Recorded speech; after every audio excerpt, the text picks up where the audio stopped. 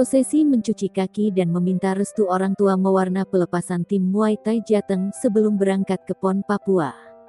Isak tangis pun bercampur dengan riuhnya suasana di Dojo Forky yang ada di Komplek Olahraga Jatidiri, Kota Semarang. Secara khusyuk sejumlah atlet mencuci kaki orang tua mereka, serta meminta maaf dan meminta doa restu. Hal itu membuat air mata para atlet dan orang tua bercucuran, bahkan karena tak kuasa menahan haru, beberapa orang tua memeluk erat putra-putrinya yang akan berlaga ke Papua.